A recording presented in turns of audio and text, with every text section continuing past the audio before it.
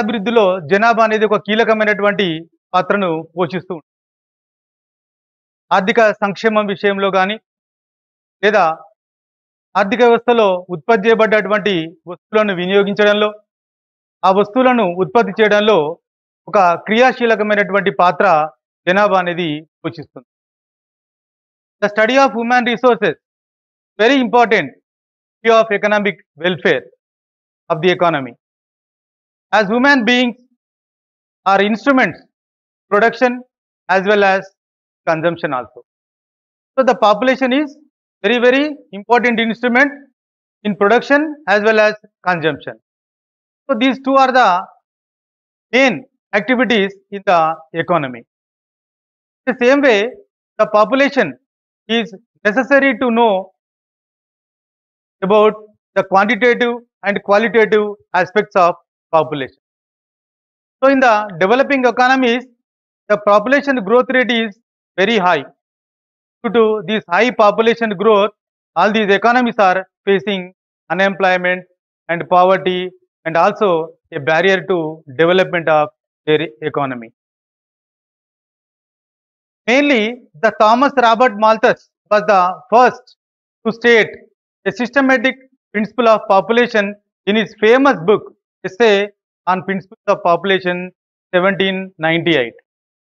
జనాభాను గురించి మొదటిసారిగా అధ్యయనం చేసినటువంటి ఆర్థికవేత్త థామస్ రాబర్ట్ మాల్థస్.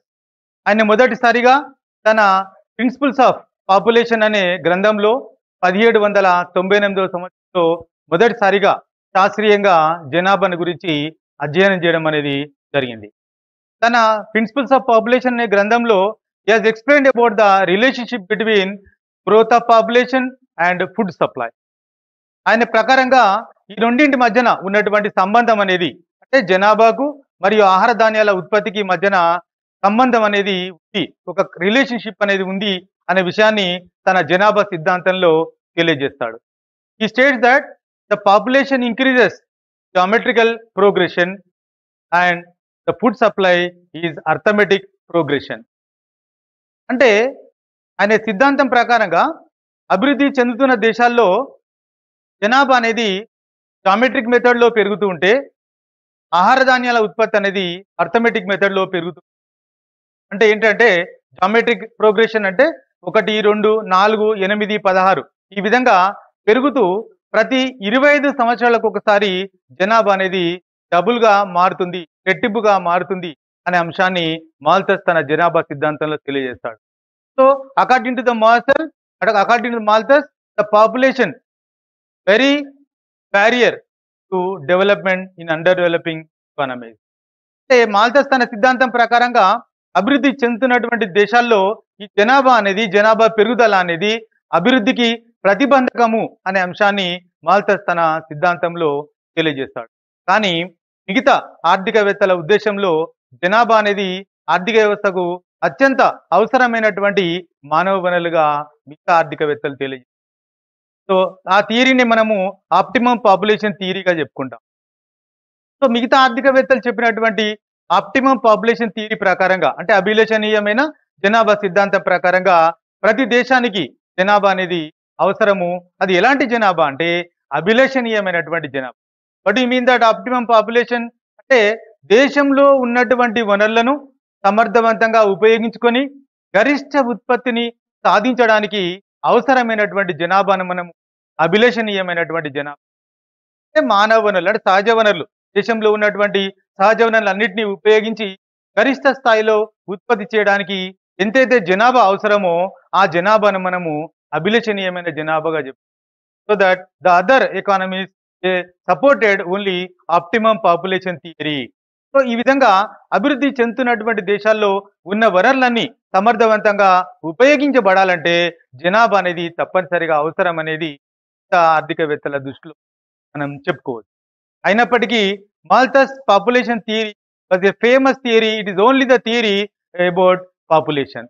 కాబట్టి Malthus is the only economist developed theory in is most refined way. కాబట్టి మాల్థస్ థియరీనే మనము జనాభా సిద్ధాంతంగా చెప్పుకుంటాము. సో దట్ మాల్థస్ కి జనాభా సిద్ధాంతానికి మధ్య ఒక అవినాభావ సంబంధం ఉందనే విషయాన్ని మనం చెప్పొచ్చు. సో మాల్థస్ ప్రకారంగా ప్రతి దేశం కూడా జనాభా పరిణామ సిద్ధాంతంలో 3 దశలను దాటుతుంది. So according to the Malthusian theory of demographic transition, every country passes through 3 stages of transition. అంటే ప్రతి దేశం కూడా 3 దశలు, జనాభా పరిణామంలో 3 దశలను తప్పకుండా దాటాల్సినటువంటి అవసరం అనేది ఉంటుంది. ఆయన ప్రకారంగా 3 దశలు ఏంటంటే, ఒకటి మొదటి దశ, రెండవ దశ, మూడవ దశ. మొదటి దశ అనేది first stage of demographic transaction is related to only backward economics. Generally the backward economies will face the first stage of demographic transaction. ఈ మొదటి దశలో ఏముంటుందంటే, death rates are very high, the birth rates also very high, so that the population remains more or less stable. The population growth rate is more or less stable. అంటే ఈ అభివృద్ధి చెందుతున్న లేదా వెనుకబడినటువంటి దేశాల్లో మాల్థస్ ప్రకారంగా జనాభా పరిణామ సిద్ధాంతంలో మొదటి దశ అనేది మనకు కనిపిస్తుంది. మొదటి దశలో జననాల రేటు అతి ఎక్కువగా ఉంటుంది, అదేవిధంగా మరణాల రేటు కూడా అతి ఎక్కువగా ఉంటుంది, అత్యధికంగా ఉంటుంది.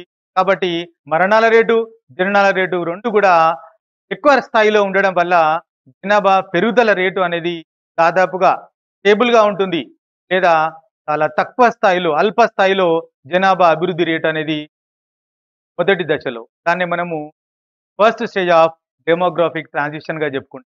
ఈ మొదటి దశ అనేది కేవలం వెనుకబడినటువంటి దేశాల్లో మాత్రమే ఉంటుంది. Generally in backward economies where agriculture is the main occupation of the people, per capita incomes are very low, poor diet, primitive sensitization, and absence of effective medical aid, literacy, absence of knowledge about family planning, early age marriages are all the main causes for high birth rate as well as high death rate in economies. So that almost all the backward economies are facing the first stage of demographic transition according to the Malthusian theory. పర్టికల్లో కనుక మనం గమనించినట్టయితే the first stage of demographic transition గురించి colleague we can discuss. So in the first stage, both the birth and death rates are very high, hence the population remains more or less same.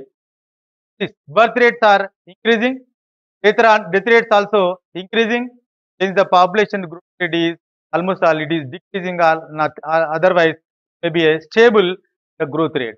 So ఆ విధంగా birth rates, death rates రెండు కూడా high పొజిషన్లో ఉంటాయి. ఎక్కడ అంటే అభివృద్ధి చెందుతున్న లేదా వెనుకబడినటువంటి దేశాల్లో.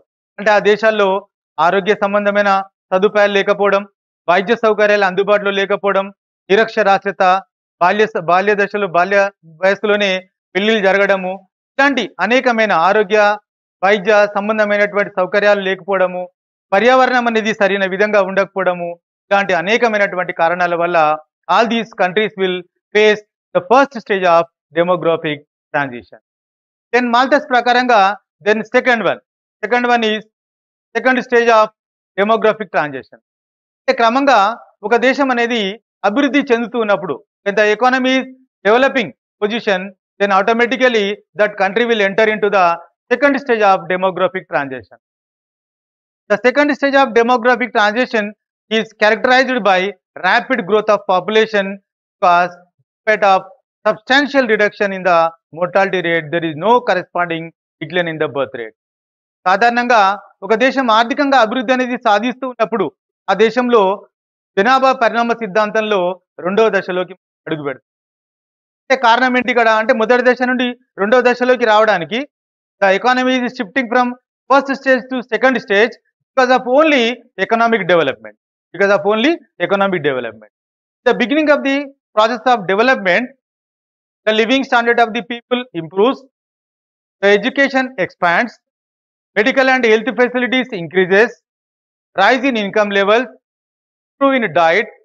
So economic development also brings all round improvement in the economy, so that when the economy is developing, automatically death rates decreases, mortality rate decreases, whereas the birth rate continuously rises in the economy. ఈ విధంగా అభివృద్ధి చెందుతూ ఉన్నప్పుడు ఆర్థిక వ్యవస్థలో వైద్య రంగంలో కానీ, ఆరోగ్య రంగంలో కానీ వచ్చే అభివృద్ధి, అదేవిధంగా ప్రజలకు ఆదాయ స్థాయిలో వచ్చేటువంటి పెరుగుదల, ముఖ్యంగా ఆర్థికాభివృద్ధి అనేది క్రమంగా జరుగుతూ ఉన్నప్పుడు మరణాల రేటు అనేది క్రమంగా తగ్గుతూ ఉంది.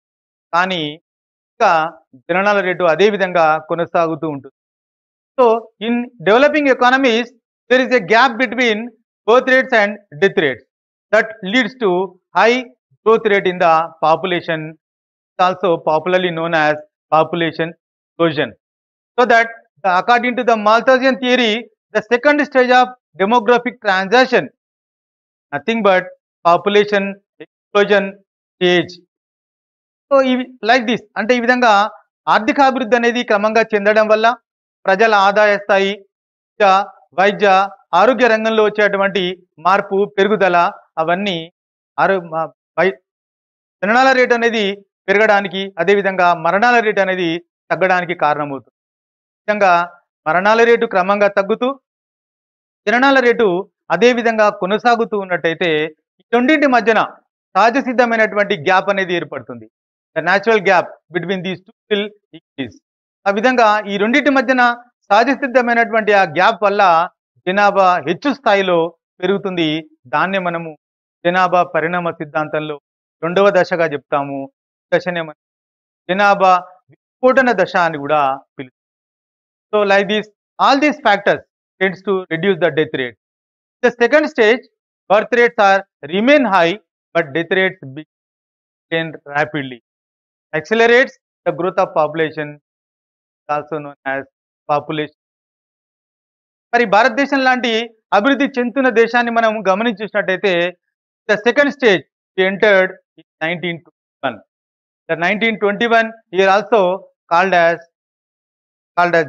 జనాభా విభాజక సంవత్సరం, the great dividing year, call it as the great dividing year. 1921 year is called as the great dividing year. అంటే గొప్ప జనాభా విభాజక సంవత్సరంగా మనం దాన్ని, why? Because our economy, our India entered into the second stage of demographic transition. 1921 సంవత్సరంలో భారతదేశం అనేది జనాభా పరిణామ సిద్ధాంతంలో రెండవ స్టేజ్లోకి మనం ఎంటర్ అయ్యాం. ఆ స్టేజ్ని మనము జనాభా విస్ఫోటన దశగా మనం చెప్తాం.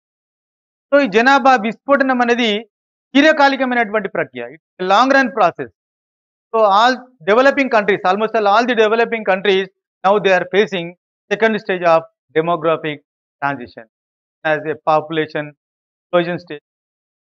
అంటే 1921 నుండి ఇప్పటి వరకు భారతదేశంలో జనాభా పెరుగుదల రేటు అనేది అత్యధిక స్థాయిలో ఉన్నట్టుగా మనం జనాభా చూసినట్టయితే సెకండ్ స్టేజ్ మనం చూసినట్టయితే ఇక్కడ birth rates are increasing, the death rates are gradually decreasing, the population is increasing at higher rate. So ఆ విధంగా population when it increases higher rate as a population explosion గా మనం దాన్ని చెప్పుకుంటాం.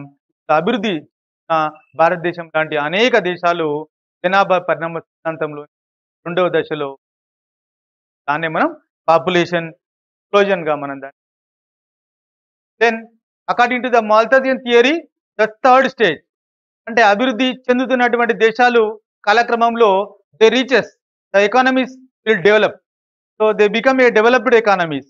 అవి ఎప్పుడైతే అభివృద్ధిని చెందుతాయో then that countries will face the third stage of demographic transition.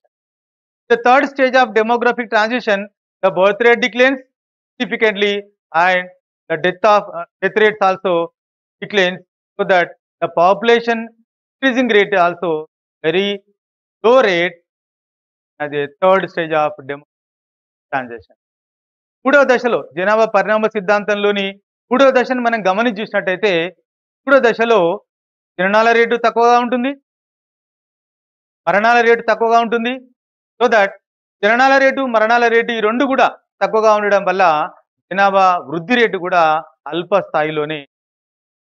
ఎప్పుడు ఈ third stage we will face when the economy comes a developed economy. Now the America, Germany, Japan, England, all these developed economies now they are facing third stage of demographic transition. Third stage of demographic transition లో the growth rate of population is less than the 1%. Now the American American economy, the population growth rate is only 0.7%, whereas in India now the population 1.88%, the population growth there in India. So like that, developed economies, the population will growth rate declines continuously because of birth rates are decreasing, death rates also decreasing. The third stage of demographic transition. Economy reaches saturation stage. Literacy rate 100%. Incomes are very high. They are providing high facilities to the population. Medical and every health facilities are more in their economy, so that the per capita income and living standards of the people are very high in the developed economies, so that the death rates as well as the birth rates are very low in the economy, so that the population developed economy. So birth rate and death rate both declines the developed economy, so that the growth rate of population is very significant percentage developed economy. That we can also observe in the diagram. The y-axis shows about death rates, birth rates, low, medium and high, that we can represent in the y-axis. The y-axis represents about the time period it represents. So in that diagram we have shown stage 1, stage 2 and stage 3. These are the 3 stages according to the Malthus theory in demographic transition. The first stage, the death rates are high, the birth rates also high, the first stage, so that the population growth rate is very low percentage. Whereas we enter into the second stage, the death rates are decreasing continuously, but birth rates are remains same. So there is a natural gap between death rates and birth rates, so that the birth rates are very higher rate recorded the second stage of demographic transition. Then the third stage both are decline, the death rate and birth rates are declining, so that the growth of population is very low, the third stage of demographic transition. Like this, you can explain with the help of this diagram also stages of demographic transition. So in this diagram also we have shown about the third stage of demographic transition, that the birth rates are decreasing, the death rates also decreasing, so that the population growth rate is also declining or lower rate recorded the third stage of demography. అంటే మూడవ దశలో జనాభా పరిణామ సిద్ధాంతంలో మూడవ దశలో మనం గమనించినట్టయితే అభివృద్ధి చెందుతున్నటువంటి దేశం కాలక్రమంలో అభివృద్ధి చెందుతుంది, అది అభివృద్ధి చెందిన దేశంగా మారుతుంది. సో అభివృద్ధి చెందిన దేశంలో అన్ని రకాల అభివృద్ధి అంటే సాంకేతికంగా కానీ, అక్షరాస్యత విషయంలో కానీ, తలసరి ఆదాయంలు కానీ, వైద్య ఆరోగ్య సౌకర్యాల్లో పెరుగుదల, ఇవన్నీ కూడా ఒక సాచురేషన్ స్టేజ్కి వచ్చేస్తాయి. So they are able to provide each and everything to the population in their country. కాబట్టి అన్ని రకాల సౌకర్యాలు, జీవన ప్రమాణం అనేది క్రమంగా ఈ దేశాల్లో పెరగడం వల్ల మరణాల రేటు తగ్గుతుంది, జననాల రేటు తగ్గుతుంది. రెండు క్రమంగా తగ్గడం వల్ల జనాభా వృద్ధి రేటు కూడా తగ్గుతుంది మూడవ దశలో, అంటే అభివృద్ధి చెందినటువంటి దేశాల్లో. So that the third stage of demographic transition generally applicable related to developed economy. ఈ విధంగా మాల్థస్ తన జనాభా సిద్ధాంతాన్ని 3 దశలుగా, అంటే మొదటి దశ, రెండవ దశ, 3 దశలుగా జనాభా పరిణామ సిద్ధాంతాన్ని తెలియజేయడం జరిగింది. ఈ విధంగా మాల్థస్ చెప్పినటువంటి జనాభా పరిణామ సిద్ధాంతాన్ని మనం ఇప్పటి వరకు తెలుసుకున్న ఈ 3 దశలను కనుక మనం గమనించి చూస్తే, in every country the population are human resources are very important. So ఏ విధంగా ఇవి ఇంపార్టెంట్ అని అంటే, దేశంలో ఉత్పత్తి చేయబడ్డటువంటి వస్తువులను వినియోగించడంలో, అదేవిధంగా ఆ వస్తువులను ఉత్పత్తి చేయడానికి కావాల్సినటువంటి సాధనాలను అందించడంలో ఈ జనాభా అనేది చాలా కీలకమైనదిగా చెప్తాం. ఏ విధంగా అంటే, శ్రమ ఉత్పత్తి చేయడానికి మనకు కావాల్సిన ఏంటి సాధనాలు, ఉత్పత్తి సాధనాలు భూమి, శ్రమ, మూలధనము, వ్యవస్థాపన. These are all the 4 factors which are very very important to produce the commodities. So ఇక్కడ భూమి, శ్రమ, మూలధనము, వ్యవస్థాపన కనుక మనం చూస్తే, ఈ నాలుగింటిలో among these 4 the 2 factors are coming from only human resources అంటే శ్రమ అనేది, అదేవిధంగా వ్యవస్థాపన, ఈ రెండు కూడా మనకు జనాభా నుండే వస్తున్నటువంటి సాధనాలుగా మనం చెప్పుకుంటాం. అంటే ఈ విధంగా ఉత్పత్తి కారకాలలో అతి కీలకమైనటువంటి జనాభా, అదేవిధంగా వ్యవస్థాపన, ఈ రెండు కూడా మనకు జనాభా నుండే లభిస్తాయి. కాబట్టి ప్రతి దేశానికి జనాభా అనేది చాలా కీలకమైనటువంటి అంశంగా చెప్పుకుంటాం. సో జనాభా అనేది ఒక ఆర్థిక సంక్షేమాన్ని పెంచడంలో ఒక కీలకమైనటువంటి అంశంగా చెప్పవచ్చు. Population will explain about the economic welfare of the economy. ఎట్లా అంటే దేశానికి కావాల్సినటువంటి అన్ని అవసరాలను తీర్చడంలో ఈరోజు మానవ వనరులు అనేవి ఒక కీలకమైనటువంటి పాత్రను పోషిస్తూ ఉన్నాయి. So in all the governments are developing economies or develop economies, now they are investing more amount on human resources. దాన్ని మనం ఈరోజు మానవ మూలధనం అని అంటాం, హ్యూమన్ క్యాపిటల్ గా చెప్పుకుంటాం. So to increase the efficiency of the capital, efficiency of the human resources, now all the governments are spending more amount on human resources. అంటే మానవ వనరుల యొక్క నాణ్యతను, నైపుణ్యాన్ని, ఉత్పాదకత సామర్థ్యాన్ని ఈరోజు పెంచడానికి ప్రతి దేశం కూడా మానవ వనరులపైన అనేకమైనటువంటి వ్యయాన్ని చేస్తూ ఉన్నాయి. దాన్ని మనం మానవ మూలధనం అంటాం. సో ఈ రోజుల్లో ఈ మానవ వనరుల గురించి లేదా జనాభాను గురించి అధ్యయనం చేయడం అనేది చాలా ఒక ప్రధానమైనటువంటి అంశంగా మారిపోవడం అనేది జరిగింది. సహజ వనరులు లాగానే ఈరోజు మానవ వనరులకు కూడా అంతే ప్రాధాన్యతను మనం ఈరోజు అన్ని దేశాలు, అన్ని ఆర్థిక వ్యవస్థలు ఇస్తున్నట్టుగా మనం చెప్పుకో. కాబట్టి మాల్థస్ చెప్పినటువంటి ఈ జనాభా పరిణామ సిద్ధాంతం అనేది శాస్త్రీయంగా ఆయన తెలియజేసినటువంటి ఈ 3 జనాభా పరిణామ దశలు అనేవి ఈరోజు చాలా కీలకమైనటువంటి పాత్రను పోషిస్తూ ఉన్నాయి. సో ఈ విధంగా మానవ జనాభా పరిణామ సిద్ధాంతంలో మొదటి దశ అనేది వెనుకబడినటువంటి దేశాల గురించి తెలియజేస్తే, the second stage will explain about developing economies. అంటే ఈరోజు ప్రపంచంలో అనేకమైనటువంటి అభివృద్ధి చెందుతున్న దేశాలు ఈ జనాభా పరిణామ సిద్ధాంతంలో రెండో దశలోనే ఉన్నాయి. అవి దాదాపు దీర్ఘకాలం ఆ దశలను ఎదుర్కొంటూ కొనసాగాల్సినటువంటి చాలా కాలం ఈ రెండో దశలో కొనసాగిన తర్వాత that countries will enter into the third stage of demographic transition. ఈ విధంగా వెనుకబడినటువంటి దేశం అభివృద్ధి వైపు పయనిస్తున్న కొద్దీ జనాభా పరిణామ సిద్ధాంతంలో ఒక్కొక్క దశను దాటుకుంటూ when the economy develops automatically shifts from one stage to another stage automatically. అంటే వెనుకబడిన అంటే బ్యాక్వర్డ్ ఎకానమీ డెవలప్ అనేది జరుగుతూ ఉంటే, అంటే ఆర్థికంగా అది అభివృద్ధి చెందుతూ ఉంటే, ఆరోగ్య రంగంలో కానీ, వైద్య సౌకర్యాల్లో కానీ, ప్రజలకు కల్పించే అనేకమైనటువంటి సౌకర్యాల్లో, సో ఈ రోజుల్లో మనం ఏమని చెప్తాం, వాటిని అంతా కూడా మానవ మూలధనం అంటున్నాం. సో మానవ మూలధనం అంటే ప్రభుత్వం ప్రజలపైన ఎక్కువ మొత్తంలో ఖర్చు చేయగలిగితే మానవ వనరుల యొక్క నాణ్యత, నైపుణ్యం క్రమంగా పెరిగి ఆ దేశం వెనుకబడినటువంటి దేశంకి అభివృద్ధి మారుతుంది. ఆ విధంగా first stage of demographic transition నుండి రెండవ దశలోకి వస్తుంది. రెండవ దశలో బర్త్ రేట్స్ అనేవి ఇంకా కంటిన్యూస్ గా పెరుగుతూ ఉన్నాయి. ఎందుకు బర్త్ రేట్స్ పెరుగుతూ ఉన్నాయి అంటే ఈరోజు ఇంకా ఆ దేశంలో అక్షరాస్యత అనేది సంపూర్ణంగా మనం సాధించకపోవడం వల్ల కానీ, లేదా బాల్య వివాహాలు అదే విధంగా కొనసాగడం వల్ల కానీ, స్త్రీ అక్షరాస్యత అనేది తక్కువ స్థాయిలో ఉండడం, తలసరి ఆదాయాలు తక్కువగా ఉండడం, వైద్య రంగంలో అభివృద్ధి అనేది జరగకపోవడం, ఆరోగ్య సంరక్షణ విధానాలను మనం పటిష్టంగా అమలు చేయకపోవడం, అదేవిధంగా కుటుంబ నియంత్రణకు సంబంధించినటువంటి పరిజ్ఞానం కానీ, వాటికి సంబంధించినటువంటి సమాచారం కానీ ప్రజలకు కూడా సరిగా లేకపోవడం, ఇలాంటి అనేకమైనటువంటి కారణాల వల్ల ఇంకా కూడా ఆ దేశాల్లో జననాల రేటు అనేది ఆ విధంగా రెండవ దశలో అంటే మరణాలు అనేవి తగ్గుతూ ఉన్నాయి.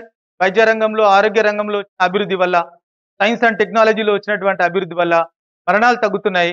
కానీ జననాల రేటు అనేది ఇంకా పెరుగుతుంది ఆ దేశాల్లో. కాబట్టి ఈ విధంగా జననాల రేటు అనేది పెరుగుతూ మరణాల రేటు తగ్గడం వల్ల ఆ దేశాలన్నీ కూడా జనాభా పరిణామ సిద్ధాంతంలో రెండవ దశలో ముఖ్యంగా జనాభా విస్ఫోటనాన్ని ఆ దేశాలన్నీ కూడా ఎదుర్కొంటున్నట్టుగా మనం. సో ఈ రెండవ దశ అనేది చాలా కీలకమైంది. కారణం ఏంటంటే ప్రపంచంలో చాలా దేశాలు ఈరోజు జనాభా పరిణామ సిద్ధాంతంలో రెండవ దశలో ఉన్నాయని చెప్పు.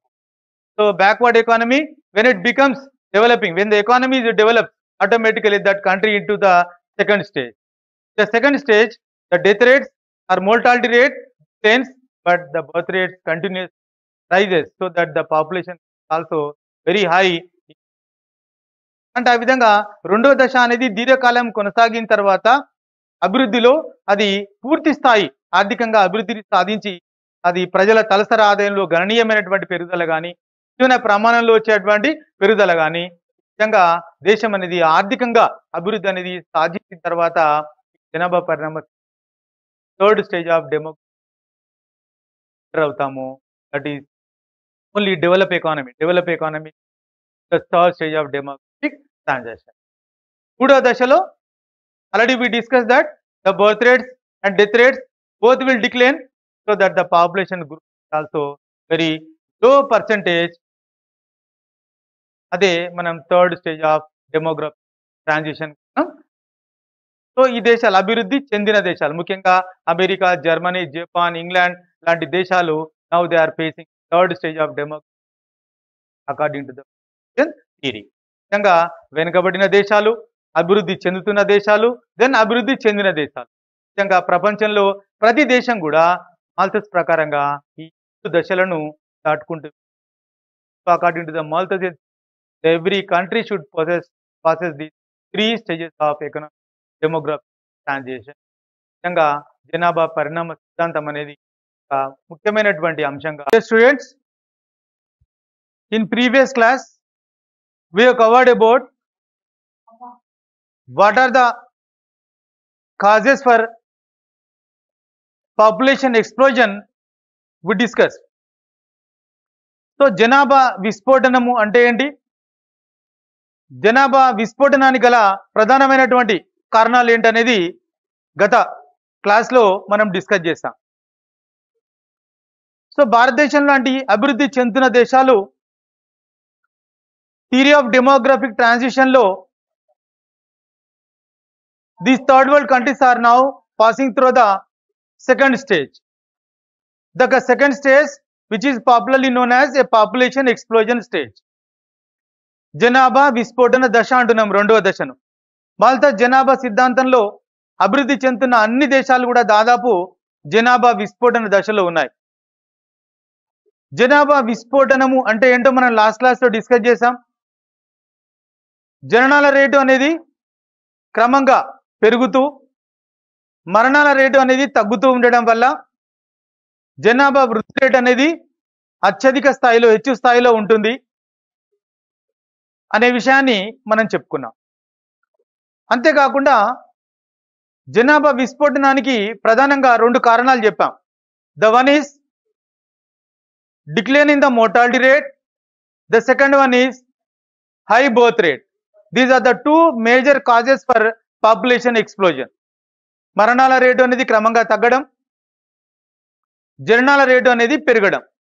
దీనికి గల కారణాలు ఏంటి, ఆర్థిక మరియు సామాజిక పరమైన అంశాలన్నీ కూడా మనం చెప్పాం. So to decrease the population growth rate or to control the population growth rate, what are the steps the Indian government adapted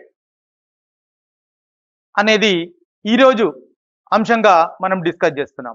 what are the remedies for population explosion అనేది.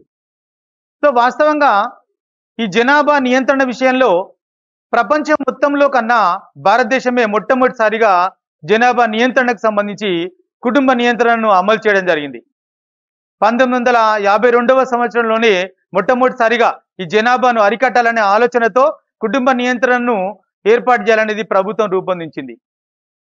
ఈ కుటుంబ నియంత్రణను ఏర్పాటు చేయడానికి ప్రభుత్వం అనేది getting children by choice not by chance అనే ఒక స్లోగన్ను రూపొందించి, అంటే పిల్లలను అవసరాన్ని బట్టి కనాలి, అవకాశాన్ని బట్టి కాదు అనేది స్లోగన్.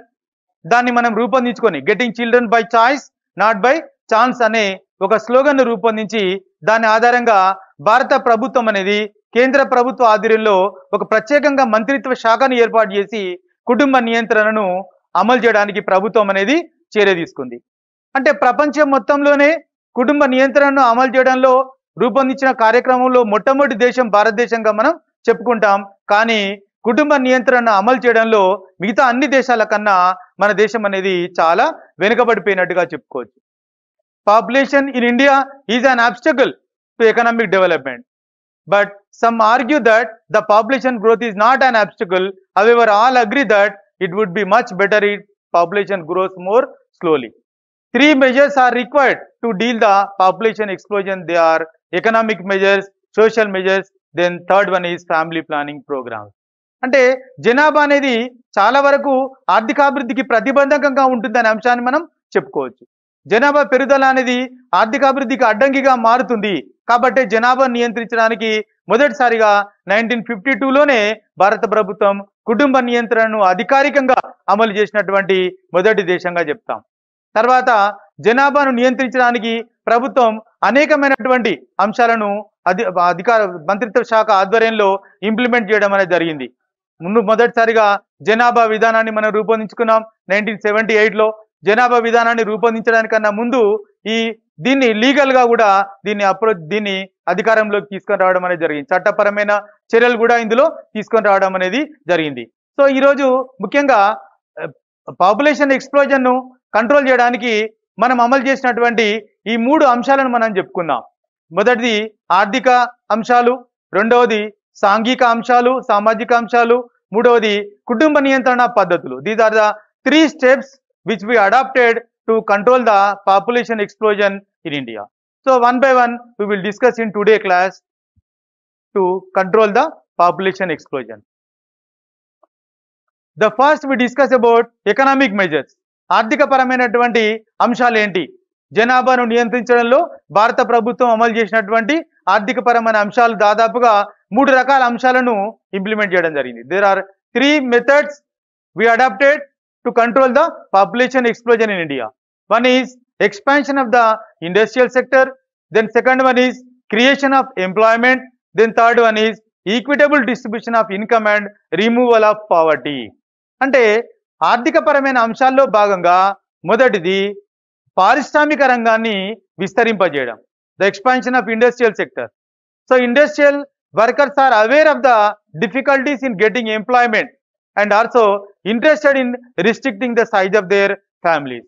అంటే మనం ఇంతకుముందు చెప్పుకున్నట్టుగా ప్రిడామినెన్స్ ఆఫ్ అగ్రికల్చర్ సెక్టర్ ఉన్నట్టయితే వ్యవసాయ రంగంలో ఎక్కువ శ్రామిక శక్తి అనేది అవసరమవుతుంది. కాబట్టి వ్యవసాయ రంగంలో ఆధారపడి ఉన్నటువంటి జనాభా, వ్యవసాయక దేశాలు కుటుంబ నియంత్రణను సమర్థవంతంగా అమలు చేయలేకపోతున్నాయి. కాబట్టి వ్యవసాయ రంగంలో అధిక శ్రామికులను అవసరాల కోసం ఎక్కువ మంది కుటుంబ సభ్యుల సంఖ్యను కోరుకుంటున్నారు. కాబట్టి ఆ విధంగా కాకుండా when we go for industrial expansion, industrial development, the family themselves they control their size of family.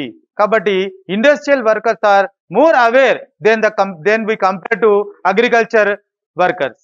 కాబట్టి భారతదేశం అనేది వ్యవసాయిక దేశంగా కాకుండా పారిశ్రామిక దేశంగా మనం అభివృద్ధి చేసినట్టయితే జనాభా కుటుంబాలు వారంతట వారే తక్కువ జనాభాను లేదా చిన్న కుటుంబ పరిమాణాన్ని కావాలని కోరుకుంటారు. So that we have to try our level best to expanse the industrial sector. Then second one is creation of employment. అంటే urbanisation and industrialisation are mutually interdependence in creation of employment are to reduce housing problem and cost of living to make their children more comfortable. So urbanisation అనేది, industrialisation అనేది ఈ రెండు కూడా mutually they are dependent to reduce the housing problem and cost of living also. So ఇక్కడ అభివృద్ధి అనేది సాధారణంగా urbanisation పైన, ఇండస్ట్రియలైజేషన్ పైన ఆధారపడి ఉంది. కాబట్టి నగరీకరణ, పట్టణీకరణ అనేది జరుగుతున్నప్పుడు, పారిశ్రామికీకరణ అనేది జరుగుతున్నప్పుడు ప్రతి కుటుంబం కూడా కుటుంబ సభ్యుల సంఖ్యను తక్కువగా ఉండాలని కోరుకుంటారు. కారణం ఏంటంటే ఈ నగరీకరణలో, పట్టణీకరణలో గ్రామాల్లో ఉన్న జనాభా అంతా కూడా పట్టణాలకు వచ్చినప్పుడు వాళ్ళు గృహ సంబంధమైన సమస్యలు కానీ, అదేవిధంగా రవాణా సంబంధమైన సమస్యలు కానీ, అదేవిధంగా జీవన ప్రమాణ సంబంధించిన సమస్యలు కానీ అవన్నీ కూడా ఎదుర్కొంటారు. So that the people they think that the small family they automatically they desire to have a small family because to reduce the cost of living problem, housing problem and water problem, all these problems, to reduce all these problems in urban areas, the more families want to have the small size of families. So urbanization and industrialization అనేది జరుగుతున్నప్పుడు తప్పనిసరిగా వాళ్ళు చిన్న చిన్న కుటుంబాలను కావాలని మాత్రమే కోరుకుంటారు. So that as the economy improves industrially or urbanization or definitely the family size automatically reduce. So then third one is equitable distribution of income and removal of poverty. మనం ఇంతకుముందు క్లాస్లో చెప్పుకున్నట్టుగా జనాభా పెరగడానికి ప్రధాన కారణం ఏంటంటే పేదరికం కూడా one of the major cause for high growth rate of population. So ఈ విధంగా పావర్టీ అనేది ఉన్నంత కాలం అధిక జనాభాను కోరుకుంటారు. ఎందుకంటే ఎక్కువ మంది కుటుంబ సభ్యుల సంఖ్య ఉంటే ఎక్కువ ఆదాయం అనేది వస్తుంది అనే ఆలోచనతో పావర్టీ అంటే పేదరికంలో ఉన్న ఫ్యామిలీస్ ఎక్కువ కుటుంబ సభ్యుల సంఖ్యను కావాలని కోరుకుంటారు. Once the poor family start getting basic amenities of life, they have no economic compulsion to have more children and their attitude towards the size of family will undergo a change. అంటే ఈ విధంగా ఎప్పుడైతే మనకు poor families లో ఉన్నటువంటి కుటుంబాలకు when the government is able to provide the basic amenities of their lives, so automatically they think that the small size of family automatically they would like to have a small size of family.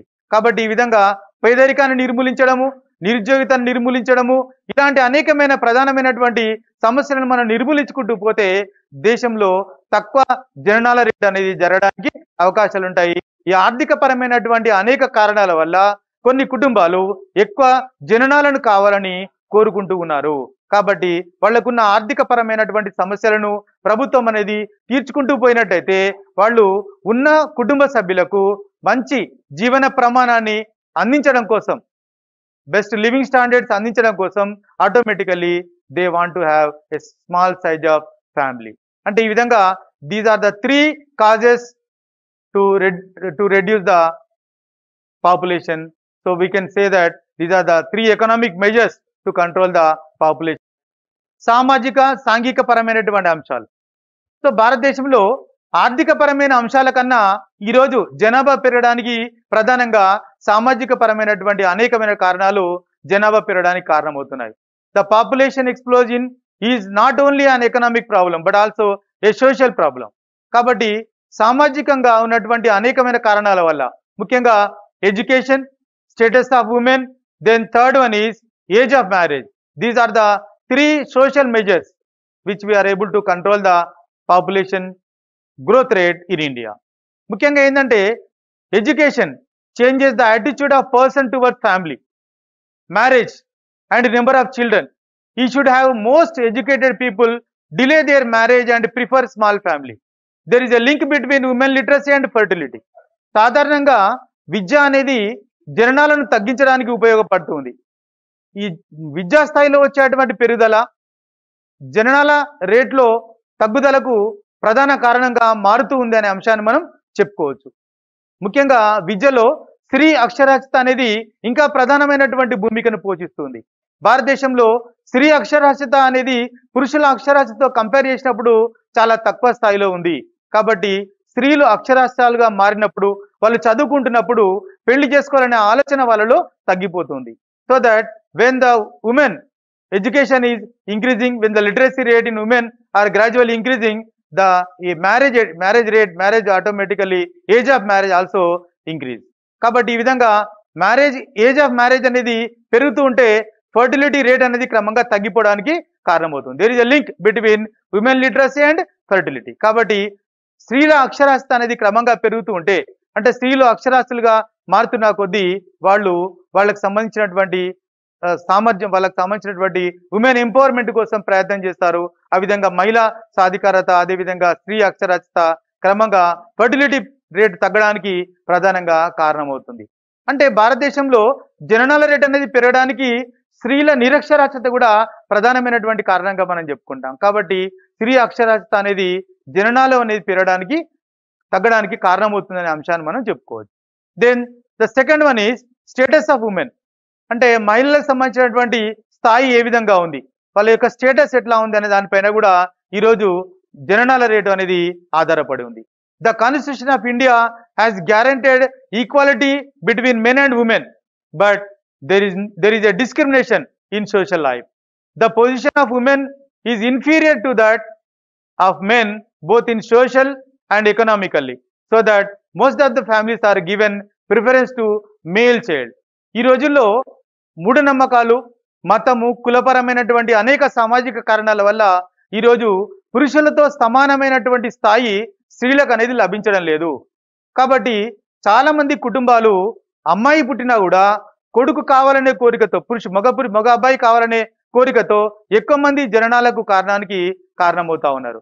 So ఈ విధంగా మూఢనమ్మకాల వల్ల కొడుకు కావాలనే ఒక మూఢనమ్మకంతో, అదేవిధంగా తన కుటుంబాన్ని నిలబెట్టేవాడు కొడుకు అనే ఆ నమ్మకంతో చాలా కుటుంబాలు ఈరోజు స్త్రీలకు తక్కువ ప్రాధాన్యతను ఇస్తూ పురుషులకు అధిక ప్రాధాన్యత ఇస్తున్నారు. అంటే సామాజికంగా కానీ, ఆర్థికంగా కానీ, రాజకీయంగా కానీ పురుషులతో సమానమైన హక్కులు కానీ, సమానమైన స్థాయి కానీ స్త్రీలకు ఇవ్వకపోవడం వల్ల చాలా కుటుంబాలు అమ్మాయి ఉన్నా కూడా అబ్బాయి కావాలనే ఆలోచనతో అధిక సంతానానికి కారణమవుతున్నారు. So the Constitution of India has guaranteed equality between men and women, but we are in implementation position, we are not following the equality in social, economically and politically. We are not giving equal rights to women when we compare to men. కాబట్టి ఇక్కడ ఎంతమంది అమ్మాయిలు ఉన్నా కొడుకు కావాలనే కోరికతో అధిక సంతానానికి కారణమవుతున్నట్టుగా మనం చెప్పుకోవచ్చు. So that the status of women is also one of the major cause for the high growth rate of population. Then third వచ్చేసి ఏజ్ ఆఫ్ మ్యారేజ్. అసలు వివాహ వయసు అనేది ఈరోజు ప్రధానమైనటువంటి అంశంగా మారుతుంది.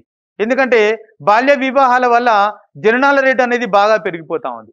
The fertility depends on the age of women at marriage. అంటే ఫర్టిలిటీ అనేది సంతానోత్పత్తి చేయగలిగే సామర్థ్యం అనేది స్త్రీల మ్యారేజ్ పైన ఆధారపడి ఉంటుంది. తక్కువ వయసులో మ్యారేజ్ అనేది జరిగినట్టయితే ఎక్కువ సంతానానికి కారణమవుతున్నారు. So fertility depends on the age of women at marriage. Hence every possible social, legal and educative measures have to be taken to raise the age of marriage in India. Every average age at the marriage is very low. Under the Child Marriage Act 1903, 1903లో child marriage act ప్రకారంగా చూసుకున్నట్టయితే ఒక స్త్రీకి minimum age వచ్చేసి 15 సంవత్సరాలు, పురుషుడికి 18 సంవత్సరాల వయసు ఉంటేనే పెళ్లి చేయాలి. కానీ స్వాతంత్రం వచ్చిన తర్వాత మొట్టమొదటిసారిగా 1978లో మొదటి జనాభా విధానాన్ని మనం రూపొందించాం. In 1978, the population policy says that the Act amended, 1903 Act amended to raise the minimum age of marriage. So 21 years for men and 18 years for women we amended in 1978. But an effective implementation of legal enactment is impossible due to fears in rural areas about the safety of unmarried girls. సాధారణంగా స్త్రీలకు మరియు పురుషుల యొక్క వివాహ వయసు 1903 act ప్రకారంగా 15 సంవత్సరాలు స్త్రీలకు, 18 సంవత్సరాలు పురుషులకు ఉండాలని నిర్ణయించుకున్నాం. కానీ భారతదేశంలో స్వాతంత్రం వచ్చిన తర్వాత మొట్టమొదటి జనాభా విధానాన్ని 1978లో మనం రూపొందించాం. ఆ 1978 జనాభా విధానంలో పురుషుల వివాహ వయస్సును 21 సంవత్సరాలుగా, స్త్రీల వివాహ వయస్సును 18 సంవత్సరాలుగా మార్చి అమెండ్ చేశాము. అయినప్పటికీ చాలా గ్రామీణ ప్రాంతాల్లో ఈ వివాహ వయస్సును ఇంప్లిమెంట్ చేయడానికి చాలా వరకు రూరల్ ఫ్యామిలీస్ ఎవరు కూడా ఒప్పుకోవడం లేదు. ఎందుకంటే 18 సంవత్సరాల వరకు వాళ్ళ అమ్మాయిని పెళ్లి చేయకుండా ఇంటి దగ్గర ఉంచడం అనేది సేఫ్టీ కాదు అని వాళ్ళు అనుకోవడం వల్ల చాలా మంది ఇప్పటికి కూడా బాల్య వివాహాలు చేయడానికి ఇష్టపడుతున్నారు. Lack of knowledge about the laws and inadequate registration system, they are implementing child marriages, they are following child marriages even in rural areas even today also. ఆ విధంగా ఇప్పటికి కూడా 21 సంవత్సరాలు పురుషునికి, 18 సంవత్సరాలకు స్త్రీలకు ఆ వివాహ వయస్సును వాళ్ళు ఫాలో కావడం లేదు. ఇప్పుడు ఈ మధ్య కాలంలో మనం చూసినట్టయితే మన ప్రధానమంత్రి నరేంద్ర మోడీ గారు ఇంకా కూడా ఈ వివాహ వయస్సును పెంచడానికి ప్రయత్నం చేస్తా ఉన్నారు. అంటే స్త్రీలకు, పురుషులకు ఇద్దరికి కూడా సమానంగా వివాహ వయస్సును నిర్ణయించాలనేది ఆయన యొక్క ప్రధాన ఆలోచన. అంటే ఈ విధంగా స్త్రీల వివాహ వయస్సును 21 సంవత్సరాలుగా చేసినట్టయితే ఏమవుతుందంటే ఫర్టిలిటీ అనేది క్రమంగా తగ్గిపోతుంది, సంతానోత్పత్తి అనేది క్రమంగా తగ్గిపోతుంది. దానివల్ల భారతదేశంలో జనాభాను క్రమంగా నియంత్రించగలము అనే ఆలోచనతో the Indian government, the prime minister of India is thinking that he wanted to amend the age of marriage, both male and female, men and women equal to 21 years. ఆ విధంగా age of marriage is the one of the major cause for high growth rate of population in India. ఆ విధంగా వివాహ వయసు అనేది క్రమంగా పెరిగినట్టయితే మనకు జననాల rate అనేది తగ్గడానికి అవకాశం ఉంటుందనేది కూడా ఒక ప్రధానమైన సాంఘిక సామాజిక పరమైన ఒక అంశంగా మనం చెప్పుకోవచ్చు. దెన్ ద థర్డ్ వన్ వచ్చేసి ఫ్యామిలీ ప్లానింగ్ ప్రోగ్రామ్, కుటుంబ నియంత్రణ పద్ధతులు. మనం చెప్పుకున్నాం ఏంటంటే ప్రపంచంలోనే భారతదేశం అనేది కుటుంబ నియంత్రణను అధికారికంగా అమలు చేసినటువంటి దేశం అని చెప్పాను. ఈ 1951లో 1952లోనే 1952లోనే భారతదేశం అనేది కుటుంబ నియంత్రణను అధికారికంగా అమలు చేయడానికి ప్రయత్నం అనేది చేసింది. The main slogan is getting children by choice not by chance అనేది మెయిన్ స్లోగన్ గా మనం చెప్పుకున్నాం. అంటే కుటుంబ నియంత్రణ అధికారికంగా అమలు చేస్తూ పిల్లలను అవసరాన్ని బట్టి, అంటే కుటుంబం అనేది వాడు ఆదాయాన్ని సంపాదిస్తున్నప్పుడు ఎప్పుడైతే పిల్లలు అవసరం అనుకుంటారో అప్పుడే కనాలి, అవకాశాన్ని బట్టి కాదు అనేది మన ప్రధానమైనటువంటి స్లోగన్. ఈవెన్ టుడే మనము కుటుంబ నియంత్రణ అమలు చేస్తున్నాం. మనం ఏంటి ఇక్కడ అమలు చేస్తున్నటువంటి స్లోగన్, ఇక్కడ మేమిద్దరు మాకిద్దరు అనే స్లోగన్ తో we are proceeding for the family planning programme. కానీ even in China today also they are implementing only one or none అనేది వాళ్ళ యొక్క స్లోగన్. ద చైనా దేశంలో వన్ ఆర్ నన్ అనే స్లోగన్ తో వాళ్ళు ప్రొసీడ్ అవుతా ఉంటే ఈ ఇండియా వీఆర్ ప్రొసీడింగ్ మేమిద్దరు మాకిద్దరు అనే స్లోగన్ తో. సో ఫ్యామిలీ ప్లానింగ్ ప్రోగ్రామ్ అనేది very very important. Importance of the family planning programme as a device to control the population explosion is now universally recognized. అంటే ప్రపంచంలోని అన్ని దేశాలు కూడా ఈరోజు ఫ్యామిలీ ప్లానింగ్ ప్రోగ్రామ్ అనేది ఒక ప్రధానమైనటువంటి ఎజెండాగా, ప్రధానమైనటువంటి ప్రోగ్రామ్ గా ఇంప్లిమెంట్ చేస్తా ఉన్నారు. సో చైనా లాంటి దేశంలో వన్ ఆర్ నన్ అనే ప్రోగ్రామ్ ని ఇంప్లిమెంట్ చేస్తా ఉంటే, బట్ వేరాజ్ ఇన్ భారతదేశం ఇన్ ఇండియా వీఆర్ ఇంప్లిమెంటింగ్ మేమిద్దరు మాకిద్దరు అనే ప్రోగ్రామ్ తో వీఆర్ ప్రొసీడింగ్. కాబట్టి ఈ విధంగా కుటుంబ నియంత్రణ ప్రోగ్రామ్ అనేది సమర్థవంతంగా అమలు చేయనంత కాలం జనాభా నియంత్రణ అనేది సాధ్యం కాదు. ముఖ్యంగా ఈ కుటుంబ నియంత్రణ కార్యక్రమాల్లో మొదటిది ఏంటంటే public information program. The raising the level of consciousness couples in the reproductive age are to be informed about the usefulness of family planning. The government is using all media to give wide publicity about the importance of family planning, motivation programs to spread the knowledge of family planning. అసలు ఏంటంటే అసలు కుటుంబ నియంత్రణను అమలు చేయడానికి ప్రభుత్వం అనేది ఈ కార్యక్రమాలను తెలియజేయాలి. కుటుంబ నియంత్రణ అమలు చేయడం వల్ల జనాభాను ఏ విధంగా అరికట్టగలమనే విషయాన్ని ప్రతి ఒక్కరికి తెలియజేయగలగాలి. అంటే ఆ విధంగా ఫ్యామిలీ ప్లానింగ్ సంబంధించినటువంటి ప్రోగ్రామ్లు కానీ, మోటివేషన్లు కానీ, పబ్లిసిటీ కానీ, ఇంపార్టెన్స్ ఆఫ్ ఫ్యామిలీ ప్లానింగ్ సంబంధించిన కార్యక్రమాలను ప్రజలందరికీ తెలిసే విధంగా మనం దాన్ని పబ్లిసిటీ అనేది ఇవ్వగలిగినట్టయితే we are able to control the population. Then second one is incentives and డిసెంటివ్స్.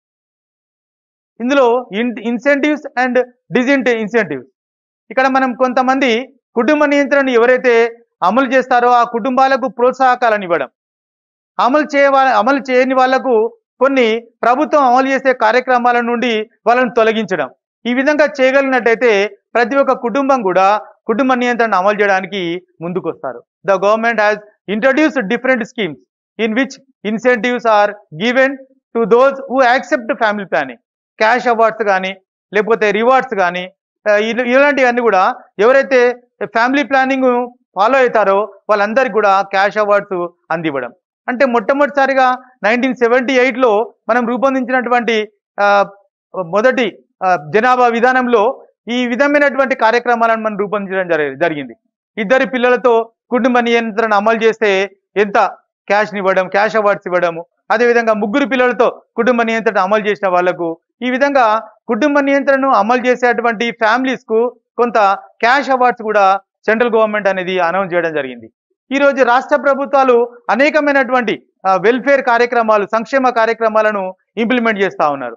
ఆ ఇంప్లిమెంట్ చేస్తున్నటువంటి ఆ సంక్షేమ కార్యక్రమాల్లో ఈ కుటుంబ నియంత్రణ అమలు చేయని వాళ్లకు ఆ కార్యక్రమాలను ఇవ్వకుండా గనక ప్రభుత్వం ఆపగలిగినట్టయితే తప్పనిసరిగా వాళ్ళందరూ కూడా కుటుంబ నియంత్రణను అమలు చేసుకోవడానికి అవకాశం ఉంటుంది. ఇప్పుడు మనము వాస్తవంగా ఎవరైనా దేనికైనా రాజకీయంగా మనం చూసినట్టయితే, ఏదైనా ఇప్పుడు చూసినట్టయితే దేనికైనా మనం కాంటాక్ట్ చేస్తూ ఉన్నప్పుడు కుటుంబ నియంత్రణను అమలు చేసిన వాళ్ళకి, అంటే ఇద్దరు పిల్లలు ఉన్న వాళ్ళకి మాత్రమే ఈరోజు అధికారికంగా మనము పోటీ చేయడానికి అర్హతను కల్పిస్తా ఉన్నాం. ఆ విధంగా ప్రభుత్వం కొంత ఇన్సెంటివ్స్ క్యాష్ రూపంలో కానీ, రివార్డ్స్ రూపంలో కానీ, లేదా సంక్షేమ కార్యక్రమాల రూపంలో కానీ ప్రభుత్వం అనేది అమలు చేయగలిగినట్టయితే, ఈ కార్యక్రమాన్ని అమలు చేయగలిగినట్టయితే కొంత కుటుంబ నియంత్రణ మనము సమర్థవంతంగా అమలు చేసే అవకాశం అనేది ఉంటుంది. సో ఈ విధంగా ఇన్సెంటివ్స్ ఇవ్వడం కూడా 1978 మన జనాభా విధానంలో మొట్టమొదటిసారిగా కేంద్ర ప్రభుత్వం అమలు చేసినట్టుగా మనం చెప్పుకోవచ్చు. Then third one, family planning center. Government ఈరోజు విద్య, వైద్య, ఆరోగ్య రంగాల విస్తరణలో భాగంగా ఈ ఫ్యామిలీ ప్లానింగ్ సెంటర్స్ను అన్ని ప్రాంతాలకు విస్తరింపజేయడం. Establishment of family planning centres in an integral part of a family planning programme. Free supply of contraceptives, etc. These centers are providing clinical facilities needed for family planning. అంటే కుటుంబ నియంత్రణను అమలు చేయడానికి ముందుకు వచ్చే కుటుంబాలకు కావలసిన వైద్య సౌకర్యాలను అన్నింటినీ అందించడానికి ప్రభుత్వము అనేక ప్రాంతాల్లో ఫ్యామిలీ ప్లానింగ్ సెంటర్స్ను స్టార్ట్ చేయడం కానీ, అదేవిధంగా ప్రజలకు వాటికి సంబంధించి కుటుంబ నియంత్రణను పాటించే విధంగా వాళ్ళకు కావలసిన వైద్య సౌకర్యాలను వాళ్ళని అవేర్నెస్ చేయడం కానీ, ఈ విధంగా ఈ కుటుంబ నియంత్రణకు సంబంధించి కార్యక్రమాలను సమర్థవంతంగా అమలు చేయగలిగినట్టయితే ప్రభుత్వం తప్పనిసరిగా జనాభా నియంత్రణకు అవకాశం అనేది ఉంటుంది. సో ఈ విధంగా భారత ప్రభుత్వం అనేది కుటుంబ నియంత్రణను అమలు చేసుకుంటూ వస్తుంది. 1978లో మొట్టమొదటిసారిగా జనాభా విధానంలో ఈ ఫ్యామిలీ ప్లానింగ్ అనేది, కుటుంబ నియంత్రణ అనేది అధికారికంగా అమలు చేయడానికి ప్రభుత్వం ప్రోత్సాహకాలను ఇవ్వడం అనేది. కొన్ని రాష్ట్రాల్లో ఏం చేసిందంటే ఆ రాష్ట్ర ప్రభుత్వాలకే విచక్షణ అధికారాన్ని ఇవ్వడం జరిగింది. అంటే అవసరమైతే కులము, మతముతో సంబంధం లేకుండా నిర్బంధంగానైనా కుటుంబ నియంత్రణ అమలు చేసే అధికారాన్ని ఆ రాష్ట్ర ప్రభుత్వాలకు 1978 జనాభా విధానంలో ప్రభుత్వం అనేది అధికారాన్ని కల్పించింది. కానీ అప్పుడు కొన్ని రాష్ట్రాలు ఈ విచక్షణ అధికారాన్ని ఇష్టం ఉన్నట్టుగా వాడడం వల్ల, చాలా మంది ఈ కుటుంబ నియంత్రణను నిర్బంధంగా చేయడం వల్ల ప్రజల నుండి వ్యతిరేకత అనేది రావడం జరిగింది.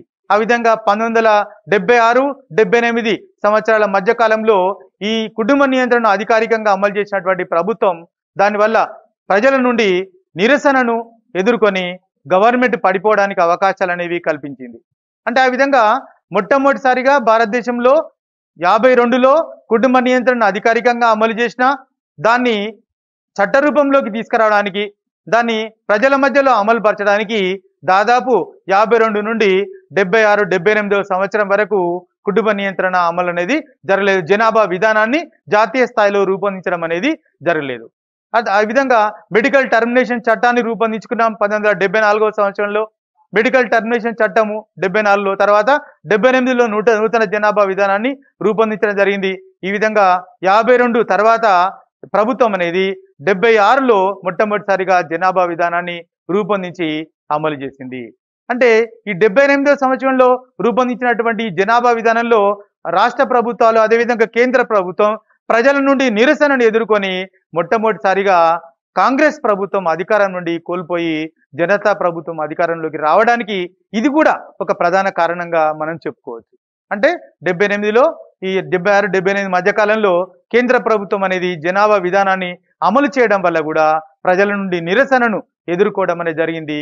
సో ఆ విధంగా కాంగ్రెస్ ప్రభుత్వం అధికారాన్ని కోల్పోవడానికి ఈ జనాభా విధానం కూడా ఒక ప్రధాన కారణంగా మనం చెప్పుకుంటాం. తర్వాత కాలంలో ఈ జనాభా విధానానికి సంబంధించి ఎలాంటి కార్యక్రమాలు అమలు చేయలేదు. తర్వాత వచ్చినటువంటి ప్రభుత్వాలు మళ్ళీ బీజేపీ ప్రభుత్వం అధికారంలోకి వచ్చిన తర్వాత 2001 సంవత్సరం 2001 ఇయర్లో మళ్ళీ రెండవసారి జనాభా విధానాన్ని అమలు చేయడం అనేది జరిగింది. అంటే 78 సంవత్సరంలో అమలు చేసినటువంటి జనాభా విధానము ఈ రోజు వరకు అదే విధంగా కొనసాగుతుంది. అంటే మ్యారేజ్ ఏజ్ సంబంధించి మొట్టమొదటిసారిగా 78లో రూపొందించాం. 18 సంవత్సరాలు స్త్రీలకు, 21 సంవత్సరం పురుషులకు అనేది. సో ఇప్పటి వరకు దానిలో ఎలాంటి మార్పు అనేది జరగలేదు. 78 జనాభా విధానం తర్వాత మళ్ళీ 2000 సంవత్సరం 2001లో నూతన జనాభా విధానాన్ని వాజ్పేయి ప్రధానమంత్రిగా ఉన్నప్పుడు మళ్ళీ అమలు చేయడం అనేది జరిగింది. ఈ విధంగా భారతదేశంలో జాతీయ స్థాయిలో ఒక ప్రత్యేకంగా జనాభా విధానాన్ని రూపొందిస్తూ జనాభాను అరికట్టడానికి, జనాభా పెరుగుదలను క్రమంగా తగ్గించడానికి ప్రభుత్వం అనేది చర్య తీసుకుంటున్నట్టుగా మనం చెప్పుకోవచ్చు. ఓకే డియర్ స్టూడెంట్స్, మరి ఈ క్లాస్లో మనం జనాభా విధానానికి సంబంధించి అంశాలను చెప్పుకున్నాం. సో ఈ పాపులేషన్ సంబంధించినటువంటి ఈ చాప్టర్లో ముఖ్యంగా కొన్ని ముఖ్యమైనటువంటి క్వశ్చన్స్ కనుక మనం గమనిస్తే, so what are the causes for rapid growth of population in India అనేది మనకి లాంగ్ క్వశ్చన్ గా రావడానికి అవకాశాలు ఉంటాయి. జననాల రేటు అంటే జనాభా వృద్ధి రేటు అనేది పెరగడానికి ప్రధానమైనటువంటి కారణాలు ఏంటి అనేది మన క్వశ్చన్. సో మనం ఇంతకుముందు చెప్పుకున్నటువంటి క్లాస్లో causes of rapid growth of population చెప్పుకున్నాం. జననాల రేటు అనేది పెరుగుతుండడం, మరణాల రేటు అనేది క్రమంగా తగ్గడం, ఈ రెండు జనాభా వృద్ధి రేటు అనేది పెరగడానికి ప్రధానమైన కారణాలుగా చెప్పుకోవచ్చు. ఆ విధంగా causes for rapid growth of population in India అనేది మనకు లాంగ్ క్వశ్చన్ గా రావడానికి అవకాశాలు ఉంటాయి. దాంతో పాటుగా what are the measures to control the population explosion అనేది కూడా రెండవ క్వశ్చన్, మనకు ముఖ్యమైన క్వశ్చన్. అంటే జనాభాను అరికట్టడానికి ప్రభుత్వం అవలంబిస్తున్నటువంటి విధానాలు ఏంటి అనేది కూడా మనము ఈ రోజు క్లాస్లో దాన్ని మనం డిస్కస్ చేస్తాం.